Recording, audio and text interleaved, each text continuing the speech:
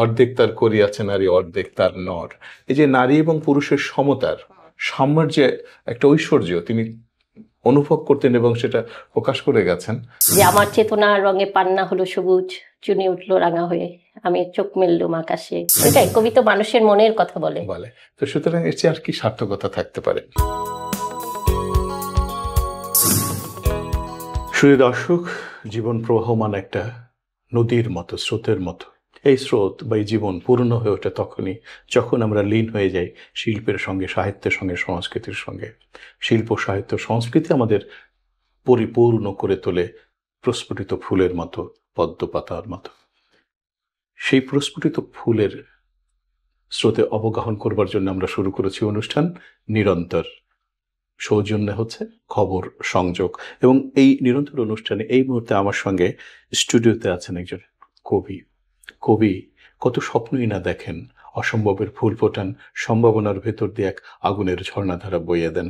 স্বাগত জানাচ্ছি শাহনাজ পারভীন মিতা আপনাকে। কেমন আছেন? জি, ভালো আছি। আপনি কেমন আছেন? আমি তো খারাপ থাকি না। হ্যাঁ, আপনি তো সবসময় ভালো থাকেন। আর তারপর মতো যদি সঙ্গে থাকে অনুষ্ঠানে আপনার মতো একজন কবি, তাহলে তো আরো ভালো থাকতে হয়। ধন্যবাদ। তাই না? শাহনাজ পারভীন মিতার কবিতার বই অনুরণন ছড়া পাতার, প্রাপ্তির সন্ধানে অনন্তে, এবং তার পিতা মোহাম্মদ আব্দুল মান্নান, তিনি নিজেও কবিতা লিখতেন। মৃত্যুর আড়ালে প্রেম, পিতার পরম্পরা অনুসরণ করে কন্যা যখন কবি হয়ে ওঠেন, সেটা আর এক ধরনের আনন্দ এবং গৌরব। এই যে কবি হয়ে উঠছেন, এর পেছনে আপনার পিতার, মোহাম্মদ আব্দুল মান্নানের এক ধরনের ভূমিকা আছে আমি জানি। বলুন তো সেই ভূমিকাটা, সেটা দিয়ে শুরু করি আমাদের। আসলে আমি তো ছোটবেলা থেকেই বেড়ে উঠেছি আমার বাবার কবিতা লেখা দেখে, এবং আমাদের বাসার আবহাওয়াটাই ছিল এরকম যে মানে মূলত আমরা কবিতার ভিতরেই একদম আমাদের বেড়ে ওঠা। আব্বা সারাদিন কবিতা লিখছেন, আর ওই সময় তো আর মোবাইল ছিল না, ওরা সব কাগজে লিখতেন। তো ছোট ছোট টুকরো টুকরো কাগজে আব্বা কবিতা লিখতেন, তো সেটা আমাদের ঘরের সারা জায়গায় দেখা যেত, যে এই টেবিলে ওই টেবিলে সব জায়গায় আমার বাবার কবিতা লেখা। তো ওইটা দেখেই আসলে বড় হয়েছি।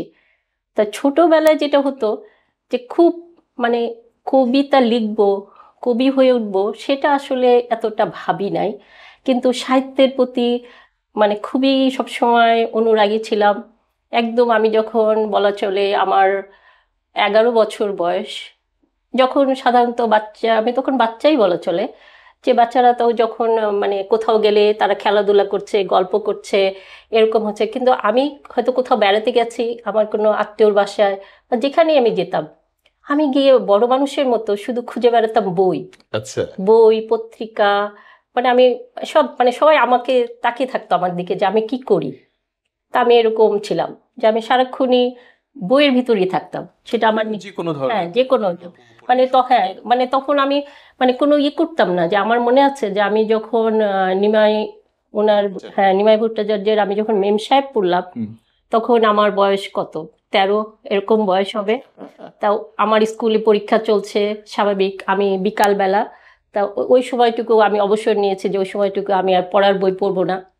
তা তখন আমাদের আমার আব্বার অনেক বইয়ের সংগ্রহ ছিল আমাদের বাসায়, একটা আলমারি ভর্তি শুধু বই আর বই। এবং আমার বাবা এতই উনি জ্ঞানী মানুষ, এবং উনি এত পড়াশোনা করতেন যে বিভিন্ন ধর্মগ্রন্থ সব আমাদের বাসায় ছিল। ছোটবেলা থেকে আমি কোরআনের বাংলা অনুবাদ, তারপরে ধরেন বাইবেল, রামায়ণ, সব আমাদের বাসায় ছিল। তা যে আমি যেহেতু অনেক বই পড়তাম, আমি দেখা যেত সব টেনে টেনে বের করতাম, বের করে করে আমি দেখতাম। আসলে তখন তো আর এত বুঝতাম না, কিন্তু ওই ধীরে ধীরেই কিন্তু আমি সাহিত্যের প্রতি খুব অনুরাগী হয়ে উঠলাম। এবং বই বিশেষ করে গল্পের বইয়ের প্রতি আমার খুব আকর্ষণ ছিল। তো ওই নিমাই ভট্টাচার্য, ওটা বলছিলাম যে নিমাই ভট্টাচার্যের আমি যখন মেম সাহেব পড়ছি, আমার বাবা এসে দাঁড়ালেন আমার সামনে। তো উনি আমাকে জিজ্ঞাসা করলেন যে তুমি কি পড়ছো। তা আমার তখন একটু একটু লজ্জা পেলাম, কারণ যেহেতু আমি তো জানি এটা একটা প্রেমের উপন্যাস।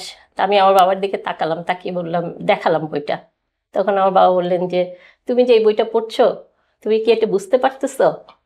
তা আসলে আমি তখন জিনিসটা বুঝি নাই, কিন্তু এখন আমি অনুভব করি যে নিমাই ভট্টাচার্যের মেম সাহেব, এটা অনুভব করার জন্য যে মানসিক পরিপক্কতা দরকার হয়, সেটা আসলে হয়তোবা এখন আমি অর্জন করেছি। হ্যাঁ নিশ্চয়ই, তখন সেটা করার ওটা বাস্তব। হ্যাঁ, ওই সময় কিন্তু আমার সেটা ছিল না, কিন্তু ওই বয়সে হয়তো আমি মনে করেছি যে না, এটা আমি খুব বুঝছি, আসলে কিন্তু সেটা নয়। সেটা খুব হ্যাঁ, স্বাভাবিক। তা এরপরে এভাবে হলো যে ধীরে ধীরে তারপরে তো যেটা আমি বড় হলাম, আমার খুব অল্প বয়সে আমার সংসার, আমার বাচ্চারা, তারপরে আসলে দীর্ঘ সময় আমি আসলে মানে বাবার বই প্রকাশ হয়েছে বইমেলায়, বাবার সাথে গেছি।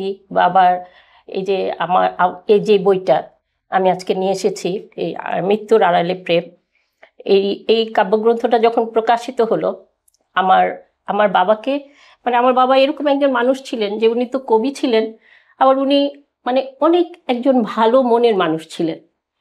আমরা চার ভাই বোন, মানে আমরা চার ভাই বোনই ভাবতাম যে আমার বাবা আমাকেই সবচেয়ে বেশি ভালোবাসে, মানে এরকমভাবে আমার বাবার সাথে আমাদের ছিল। তা আবার বাবার বই, এই বইটা যখন প্রকাশ হলো, এই মৃত্যুর আড়ালে প্রেম, আর এখানে একটা কথা না বললেই না, আমার বাবা যে কবি ছিলেন, আমার মা কিন্তু, এটা সাধারণত দেখা যায় না যে যারা সাহিত্য সাধনা করে তাদের জীবন সঙ্গী বা সঙ্গিনী যে তাদেরকে খুব যে সাপোর্ট করে, বেশিরভাগ ক্ষেত্রেই সেটা হয় না, বা একজনকে এটাতে এই জায়গাটাতে বুঝতে পারে না।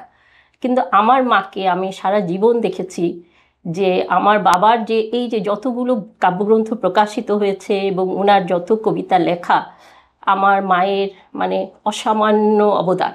আমার আব্বা হয়তো আমার আব্বার এরকম স্বভাব ছিল যে উনি কবিতা লিখছেন, উনি আওড়াতেন, তা তখন আমার আম্মা শুনতেন, আমার আম্মা শুনে বলতো যে তুমি এখানে এই শব্দটি বদলিয়ে দাও, এখানে এই শব্দটা ভালো লাগছে না। এবং এইবারও মানে আমার আব্বা মারা গেলেন 2018-তে, সরি আমি 18 বলে 2021-এ আবার আব্বা মারা গেলেন। এরপরে যে কয়েকটা কাব্যগ্রন্থ বের হয়েছে, বা আপনি ওই বইটা আপনি দেখেছিলেন যে আমার বাবার জীবন, আমার জীবন স্মৃতি, আমার বাবার আত্মজীবনী, যে সেটাও কিন্তু আমার আম্মা পুরোটাই সম্পাদনা করেছেন। এবং এইবারও আমার আম্মা আমার বাবার একটা অনুকবিতা, মানে আমার বাবা সেই কবে 2003-এ লিখেছেন, সেটা সম্পূর্ণটা আমার মা তার হাতে লিখে আমাকে দিয়েছেন যে এই বইটাও প্রকাশ করো। তা এরকম একটা পরিবেশে আসলে আমি বড় হয়েছি। আপনার বাবার নাম হচ্ছে মোহাম্মদ আব্দুল মান্নান, জি। যে এটা যেখানে এখানে দেখছি। আর মায়ের নাম কি? আমার মায়ের নাম নুরুন নাহার বেগম। বেগম। অর্থাৎ মোহাম্মদ আব্দুল মান্নান এবং নুরুন নাহার বেগম এরা একে অপরের পরিপূরক ছিলেন। জি। আসলে আপনি সত্যিই বলেছেন মিতা, সেটা হচ্ছে কি যে একে অপরের পরিপূরক যদি হয়, স্বামী স্ত্রী স্বামীকে যদি বুঝতে পারে, তাহলে কিন্তু শুধু শিল্প সাহিত্য না, পুরো সংসারটাই একটা কবিতা হয়ে ওঠে। সত্যি তাই, আমরা মানে একটা কবিতার সংসারেই বলা চলে যে আমি বড় হয়েছি। বা তারপর আপনি নিজে কবিতার মধ্যে কবে, আপনি তো বললেন শৈশবে আপনি ভাবছেন যে লিখবেন, সেটা আপনি বুঝতে পারেন নাই, কত বছর পরে এসে আপনি কবিতার মধ্যে নিজেকে যুক্ত করে দিলেন এবং অনুভব করলেন যে আমি এখন কবিতা লিখতে পারি? আসলে আমি কবিতা লিখতে পারি এই অনুভব থেকে তো মানুষ কবিতা লেখে না। কবিতা মানে কবিতাটা দেখা যায় হয়তো বা মানুষের ভিতরে থাকে, হয়তো বা আমার যেটা হয়তো ছিল আমার রক্তেই ছিল, যেহেতু আমার বাবা কবি, আমি ছোটবেলা থেকেই দেখেছি যে বাবা কবিতা লিখছেন। 2020-এ আপনার যখন করোনা মহামারী চলছে, তার একদম শেষের দিকে বলা চলে, আমি 2020 সালের প্রথম থেকেই আমাদের একটা গ্রুপ ছিল, ওখানে আমি লিখতাম। হ্যাঁ, ফেসবুক গ্রুপ, ওখানে আমি লিখতাম। তা হচ্ছে সবই আমি গদ্য লেখা লিখতাম, যেমন ধরেন জীবনের চলমান কাহিনী বা আগের কাহিনী কোনো কিছু, হ্যাঁ কোনো স্মৃতি, ভ্রমণ, এগুলো এনে আমি লিখতাম। তা আমি যখন লিখতাম দেখতাম যে সবাই, মানে আমাদের বন্ধুরা, মূলত বন্ধুরাই ছিল, বা আমি কখনো কখনো আমার নিজের পেজেও দিতাম, তা দেখা যেত যে অনেকে খুব পছন্দ করছে, আমাকে বলছে যে মিতা তুমি তো খুব ভালো লিখেছো, তোমার লেখা খুব ভালো লাগছে, এভাবে বলতো আমাকে।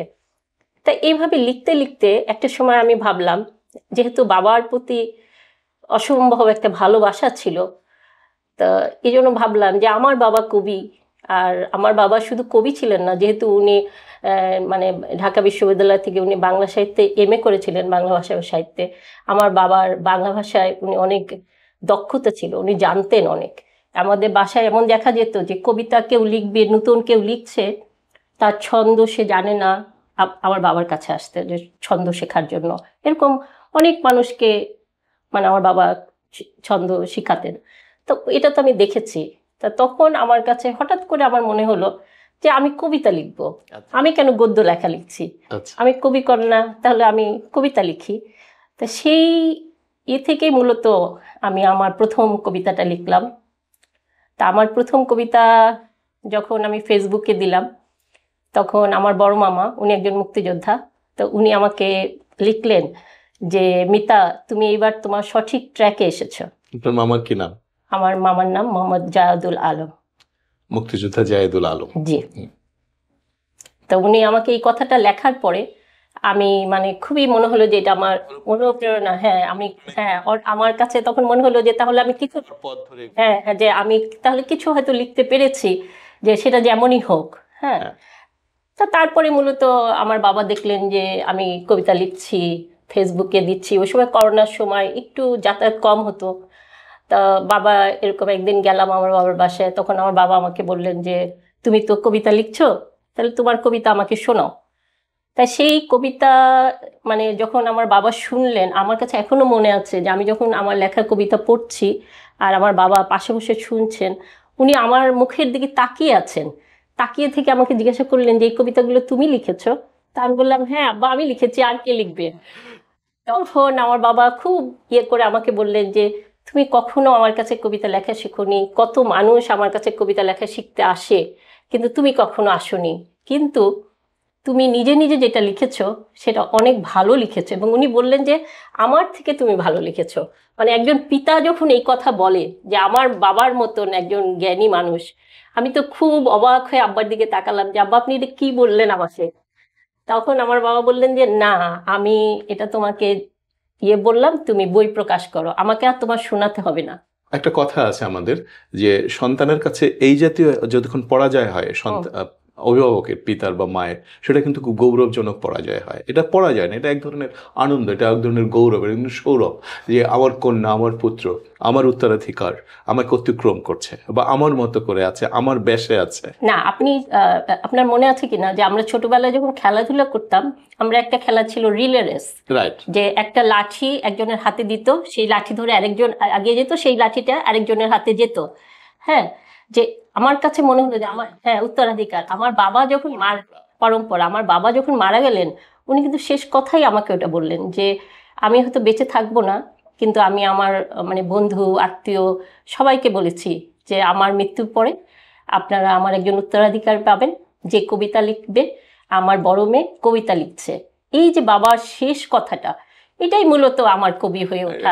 অসাধারণ একটা ব্যাপার, সত্যিকার অর্থে এরকম বাবা, এরকম পাওয়া খুব কঠিন আমাদের সমাজ ব্যবস্থা। আমাদের সমাজে আমি যখন বলি, আমরা যখন বাইরের বই পড়তাম, ধরেন গল্প উপন্যাস, ক্লাসের বাইরে, আমাদের অভিভাবকরা কিন্তু খুবই খরখস্ত ছিলেন। তাদের ধারণা ছিল, এখনও হয়তো এরকম অনেক অভিভাবক আছে, যে আমরা বাইরে তখন বলতো আউট বই, যে এই বই পড়লে আমরা নষ্ট হয়ে যাব, আমরা চরিত্র খারাপ হয়ে যাবে, আমরা বখাটে হয়ে যাব, এরকম একটি ব্যাপার ছিল কিন্তু। কেমন? এবং কবিতা লেখা বা গল্প লেখা, উপন্যাস লেখা তখন তো একটা অবিশ্বাস্য ব্যাপার ছিল। ছেলেটা খারাপ হয়ে যাবে, কবিতা লেখা। না, মানে আমরা এই দিক দিয়ে এত সৌভাগ্যবান। হ্যাঁ, সেটাই তো বলছি। যে আমি যখন আমার দীর্ঘ মানে সংসার জীবনেও আমি যখনই আমি বই কিনতাম, নিউ মার্কেটে যেতাম বা আমি কলকাতায় গেছি, যখন বই কিনে নিয়ে এসেছি, যেহেতু আমার খুব বইয়ের নেশা ছিল সবসময়, আমি দেখা যেত আমি বইটা নিয়ে আমি কিন্তু প্রথম দিয়ে আসতাম আমার বাবাকে। আমার বাবা বইটা পড়তেন, তারপরে আমার বোনেরা পড়তেন, তারপরে আমি আমার বইটা আমার বাসায় নিয়ে আসতাম, আমি পড়তাম। তা বইটা এইভাবে মানে দেখা যেত আমরা সবাই মিলে বইটা পড়ছি এবং কাহিনীটা নিয়ে আলাপ হচ্ছে। সুনীলের পূর্ব পশ্চিম যখন পড়েছি, প্রথম আলো যখন পড়েছি, নহন্যতে যখন পড়েছি, মানে সব সময় আমার বাবার সাথে কিন্তু আমরা একই সাথে বই পড়ছি। এরকম পরিবেশ কিন্তু এখন আর নেই। সব শিথিল হয়ে গেছে এবং ছেলে মেয়ে ইন্ডিভিজুয়াল হয়ে গেছে। এক রুমে ঢুকে গেলে সে আর বাপ মায়ের সঙ্গে তার যোগাযোগ রাখে না। যাই হোক, তারপর আপনি কবিতার মধ্যে আছেন, এবং আপনার প্রথম কবিতার বই কবে বেরিয়েছিল? প্রথম কবিতার বই 2022 সালে পাঞ্জেরি পাবলিকেশনস লিমিটেড থেকে। কি নাম? কথামালা তুমি। কথামালা তুমি। দ্বিতীয় বই? দ্বিতীয় বই 2023 সালে পাঞ্জেরি পাবলিকেশনস লিমিটেড থেকে প্রজাপতি হওয়ার অপেক্ষায়। আচ্ছা। আর তৃতীয় বই হলো নৈশব্দের শব্দ, ওটাও পাঞ্জেরি পাবলিকেশনস লিমিটেড থেকে। আর আমার চতুর্থ বই হলো অনুরণন ঝরা পাতা, এটাও পাঞ্জেরি পাবলিকেশনস লিমিটেড থেকে 2025-এ এবং মানুষ থেকে প্রাপ্তির সন্ধানে অনন্তে। এটা 25 সালে দুটো বই বেরিয়েছে। আমি শুনেছি যে আপনি প্রতিদিন কবিতা লেখেন। মিতা, কিভাবে লেখেন? প্রতিদিন কবিতা লেখা সম্ভব? কবিতা তো এক ধরনের ঐশ্বরিক ওহির মতো, এটা ভেতরে আসতে হয়, ডাক দেয় বা বসে থাকে।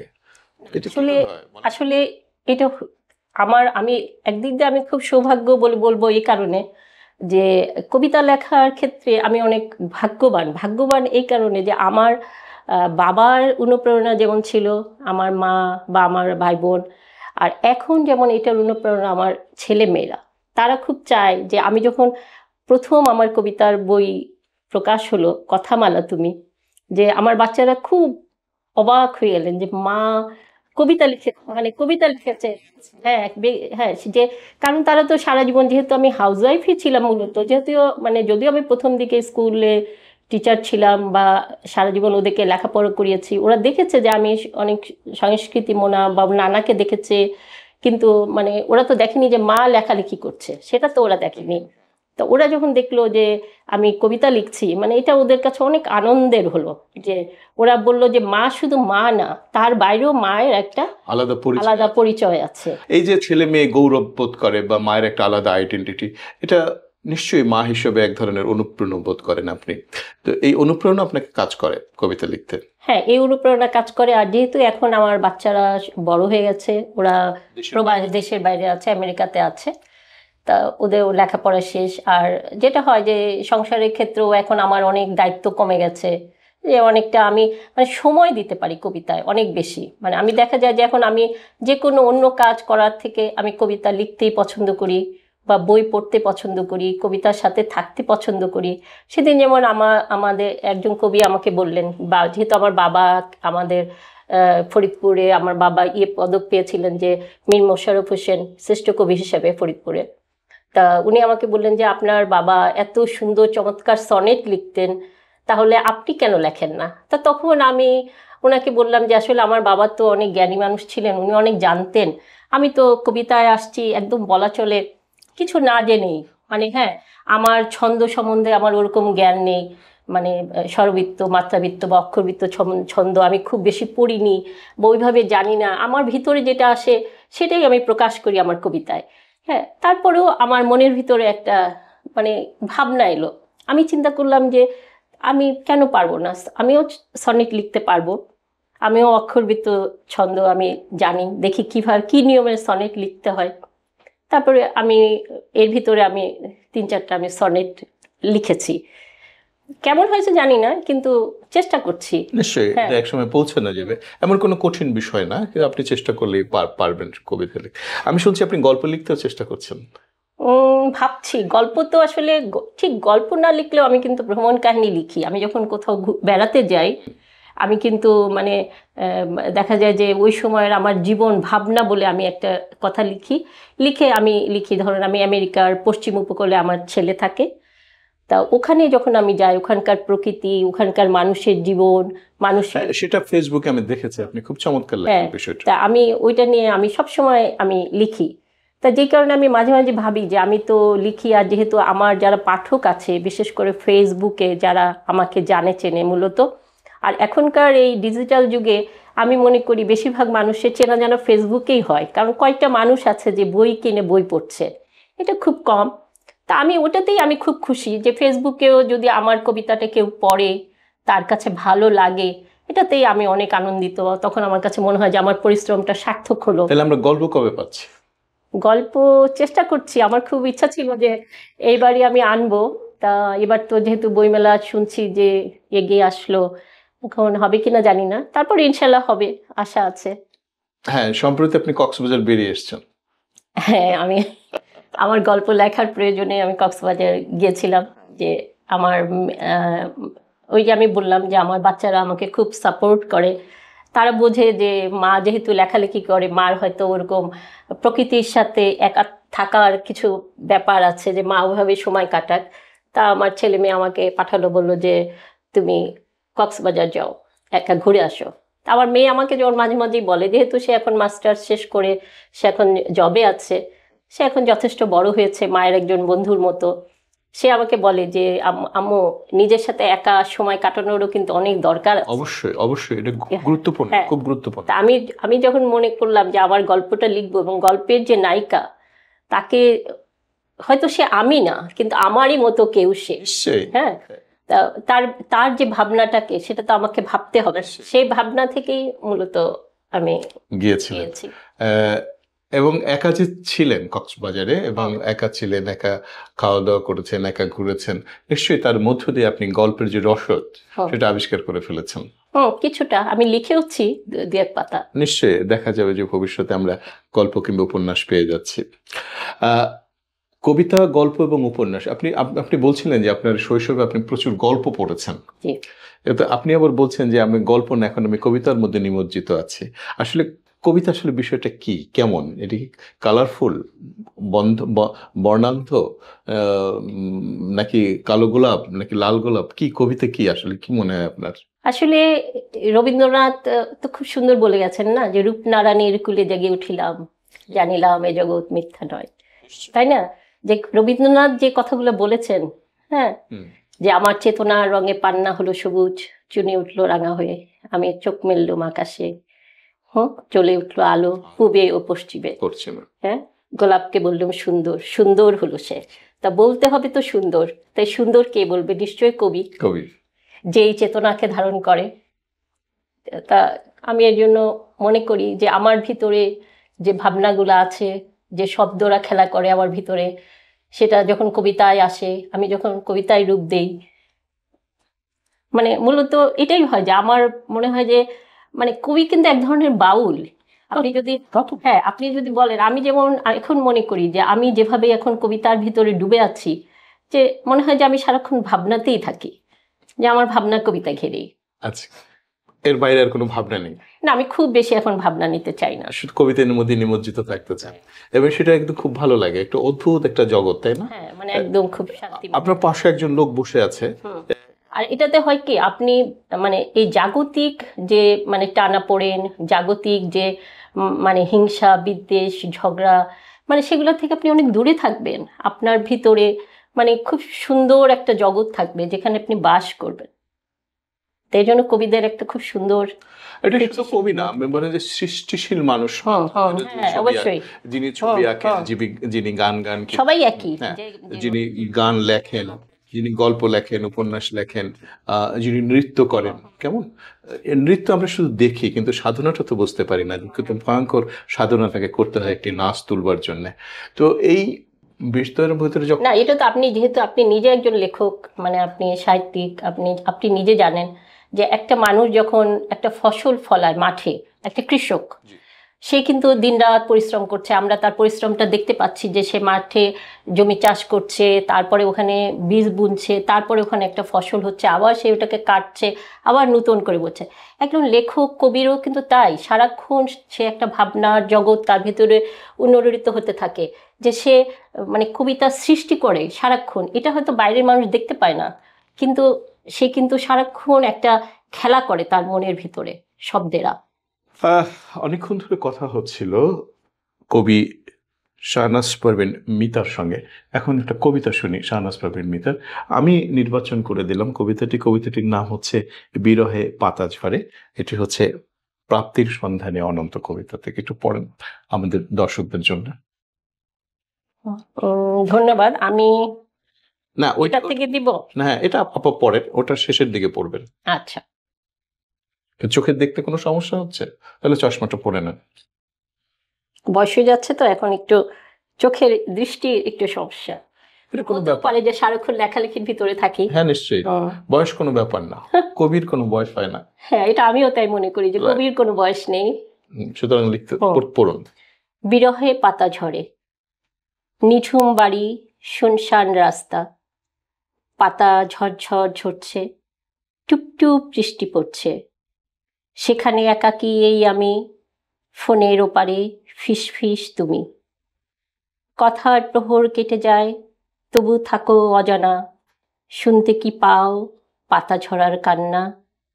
মেঘ বাতাসে কেমন উঠছে, তোমার আমার মন রিমঝিম সুরে দুলছে।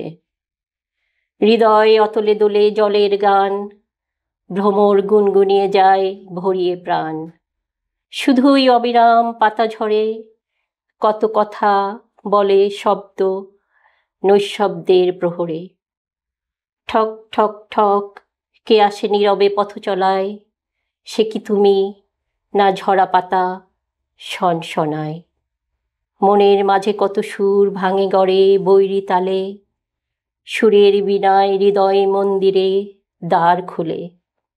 সেই খোলা জানালায় একাকী ঝরা পাতা, উড়ে আসে জমা হয় কত বিরহ বারতা। বাহ, চমৎকার, অসাধারণ কবিতা। তো এই কবিতা যখন লেখেন, কবিতা আপনার ভেতরে একজন কবি শাহনাজ পারভীন মিতুর কবিতা কিভাবে আসে, আপনি কিভাবে অনুভব করেন যে এই মুহূর্তে এই বাক্যটি বা এই অনুভব দিয়ে আমার একটা কবিতা লিখতে হবে? এর কি কোনো বাধা ধরার নিয়ম আছে? না, এটা কি ব্যাখ্যা করা যায়? না, এটা আসলে ব্যাখ্যার অতীত, এটা আমি আসলে ব্যাখ্যা করতে পারবো না। আপনি যদি আমাকে বলেন যে, আমার এক বন্ধু আমাকে একদিন বলেছিল যে আচ্ছা কবিতা কিভাবে লেখো, তুমি কি তোমার সামনে অনেক বই টই ছড়িয়ে নাও, তারপরে তুমি এখান থেকে একটা লাইন ওখান থেকে একটা লাইন এরকম নিয়ে কবিতা লিখছো? তা আমি বললাম যে না, কবিতা হলো উৎপত্তি হয় যে কোনো একটা ঘটনা থেকে, হয়তো একটা শব্দ, কখনো কখনো কাকুইনে একটা ভাবনা, সেটা থেকেই মূলত দেখা যায় একটা কবিতার সৃষ্টি হয়ে যায়। ওই কবিতাটাকে আমি আমি নিজেই জানি না আমি প্রথম লাইনে কোন শব্দটা লিখছি এবং আমি শেষ করব কোথায়, এটা কিন্তু কবি নিজেও জানে না।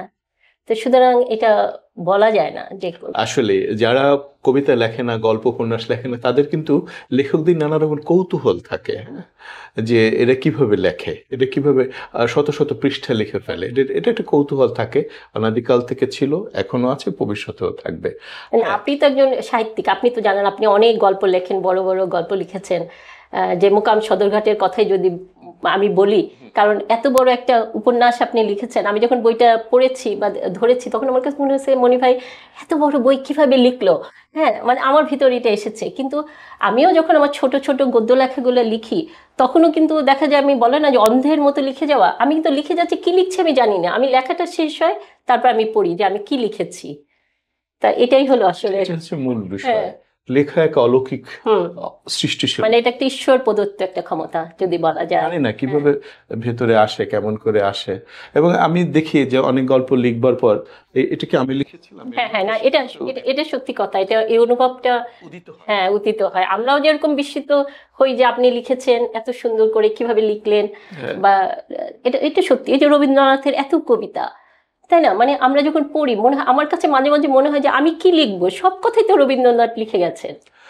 আজকে একটা অনুষ্ঠান হয়েছিল কাজী নজরুল ইসলামের সাম্যবাদী কাব্যগ্রন্থ নিয়ে। 1925 সালে বইটি প্রকাশিত হয়েছিল এবং তার কিন্তু এখন 100 বর্ষ চলছে। তো সেই অনুষ্ঠানে গিয়েছিলাম এবং একটা সাম্যবাদী কাব্যগ্রন্থ নিয়ে আপনার 11টি ভাষায় এই কবিতাগুলো অনুদিত হয়েছে। এবং সেইখানে বলা হলো, যারা আলোচক ছিলেন, একজন আলোচক ছিলেন সাজেদ কামাল, কবি সুফিয়া কামালের ছেলে, তিনি এটা ইংরেজিতে অনুবাদ করেছেন। এবং তিনি বলছিলেন সকলে যে কি বিস্ময়কর প্রতিভা কাজী নজরুল ইসলামের। সারা পৃথিবীর নিপীড়িত, ক্ষুধার্ত, ভুভুক্ষ, বেদনার্ত, অপমানিত, জর্জরিত, সাম্রাজ্যবাদে নিপীড়িত মানুষদের জন্য কাজী নজরুল ইসলাম একটা সাম্যবাদের সমাজ প্রতিষ্ঠা করতে চেয়েছিলেন। এবং দেখেন, কাজী নজরুল ইসলাম 100 বছর আগে লিখেছে, কিন্তু এখনো মানুষের ভেতরে কি ধরনের এক ধরনের অনুরণন তৈরি করছে। না, এখন মানে এই যে আজকে সকালের কথাই বলি, আমি যখন রেডি হচ্ছিলাম তখন আমি নজরুল ইসলামের ওই গানটা শুনছিলাম যে মানবেন্দ্র মুখোপাধ্যায়, কেন কেন ফোটে কেন কুসুম ঝরে যায়। তা এই যে গানটা আপনি শুধু ভাবেন যে মানে এত বছর পরেও আমরা কি মুগ্ধ হয়ে শুনি, বিস্ময়কর। হ্যাঁ, মানে এই প্রতিভা বা এই যে সৃষ্টিশীলতা যেটা আল্লাহ যে দিয়েছেন, মানে এটা চিন্তাই করা যায় না। হ্যাঁ, এবং নজরুল ইসলামের যে কতগুলো গান আছে, কবিতা আছে, এটা বিস্ময়কর ব্যাপার। এবং আপনাকে বলি যে কাজী নজরুল ইসলামের ছোট গল্প নিয়ে, অল্প ছোট গল্প, 18টা 19টা গল্প, এটা নিয়ে তেমন কোনো আলোচনা হয় না। কিন্তু আমি যেহেতু গল্প নিয়ে কাজ করি, আমার মনে হলো যে কাজী নজরুল ইসলামের গল্প নিয়ে একটা কিছু করা দরকার। তখন আমি অনেক লেখককে বললাম, বা সমাজের নানা স্তরের লেখকের সঙ্গে আলাপ করলাম, এবং তারা কাজী নজরুল ইসলামের গল্প নিয়ে প্রায় আমি 144টা লেখা সংগ্রহ করতে পেরেছি। এবং সেটা একটা বই বেরোচ্ছে এখন আর কি। খুব ভালো কথা, অভিনন্দন আপনাকে। হ্যাঁ, একটা চমৎকার বই হবে আশা করি। তো আমরা এরপরে শুরু করবো তার উপন্যাস 3টা নিয়ে আমি একটা কাজ শুরু করবো আর কি, দেখা যাক কি দাঁড়ায়। কাজী নজরুল ইসলামের সৃষ্টির যে বিষয়, তার যেমন তার একটা লাইন আছে, ওই যে অর্ধেক তার করিয়াছে নারী অর্ধেক তার নর, এই যে নারী এবং পুরুষের সমতার সাম্যের যে একটা ঐশ্বর্য তিনি অনুভব করতেন এবং সেটা প্রকাশ করে গেছেন, এখন এই সময়েও কত প্রাসঙ্গিক হয়ে ওঠেন তিনি। হ্যাঁ, সবসময় প্রাসঙ্গিক। ঠিক সেরকম আপনার কবিতার ভেতর দিয়ে আপনি যখন মানুষের কথা, মানুষের বেদনা, মানুষের আর্ত এবং আর্তনাদ লিপিবদ্ধ করবেন, কেউ না কোথাও পড়বে এবং পড়ার পর অনুভব করবে এই কবি আমাকে অনুভব করে আমার কবিতাটা লিখেছিলেন। সেটাই, কবিতা মানুষের মনের কথা বলে। তো সুতরাং এর চেয়ে আর কি সার্থকতা থাকতে পারে। শুধু দর্শক, অনুরণন ঝরা পাতার এই কাব্যগ্রন্থের কবি শাহনাজ পারভীন মিতা, তিনি কবিতার ভেতর দিয়ে তার অনুভব, তার দৃষ্টিভঙ্গি, তার বোধ এবং সৌজন্য, সৌন্দর্য লিখেছেন শব্দে শব্দে সাজিয়ে। এতক্ষণ আমাদের সঙ্গে ছিলেন, আছেন নিরন্তর অনুষ্ঠানে। আমরা অনুষ্ঠান শেষ করব, আগামী অনুষ্ঠানে আরেকজন অতিথির সঙ্গে আমরা নিশ্চয়ই আপনাদের পরিচয় করিয়ে দেব।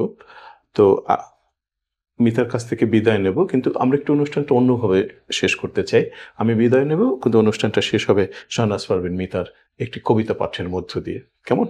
তো শাহনাজ পারভীন মিতা, আপনি কষ্ট করে আমাদের নিরন্তর অনুষ্ঠানে এসেছেন এবং আপনার কবিতা এবং আপনার বাবা মোহাম্মদ আব্দুল মান্নান এবং সেই সময়ের প্রক্ষেপ নিয়ে কথা বললেন, স্মৃতিচারণ করলেন এবং কবিতা বিশ্বকে উন্মোচন করে দিলেন। আপনাকে অনেক ধন্যবাদ জানাই। আমরা অনুষ্ঠানটা শেষ করব, কিন্তু অনুষ্ঠানটা শেষ হবে এইভাবে যে আপনি কবিতা পড়বেন, পড়তে পড়তে মনে অনুষ্ঠানটা শেষ হবে এই পাতা থেকে, আপনি এই বই থেকে আপনি পড়ছেন। আপনাকেও অনেক ধন্যবাদ আমাকে এই অনুষ্ঠানে আমন্ত্রণ জানানোর জন্য। অনেক ভালোবাসা। হয়তো আমার কিছু না বলা কথা এখানে আমি বলতে পারলাম। ধন্যবাদ। কবিতা পড়ুন। শব্দ কুড়ায় সেই মেয়েটি, ভেঙে যাক প্রেম, মায়া ছলনার চরাচর, কপালের নীলটিপ, দুঃখবোধ একাকার, আয়নায় চোখ রাখো, দেখছো কাকে? সে কি তুমি নাকি প্রতিবিম্বে আমাকে? চোখের গভীরে বিলুপ্ত পম্পেই শহর, হেমন্ত সন্ধ্যায় আচমকা বৈশাখী ঝড়, সে ঝড়ের নিভৃতে কত স্বপ্ন মুকুল, মুছে যায় নীলটির নীল জলে পদ্ম ফুল, কত ভাঙচুর একাকী দীর্ঘ রাত্রি প্রহর, পৃথিবীর ছায়া চাঁদে দুঃখবোধ প্রেমহীন ঘর, একটি হামিং বার্ড কাঁদে ব্যালকনির কার্নিশে, সানাইয়ের করুণ সুর মন হারায় আবেশে, আধার রাত, নীলটিপ, বৈশাখী অঝোর বাড়ি, সেই মেয়েটি শব্দ কুড়ায় মেলে দিয়ে শাড়ি। ধন্যবাদ।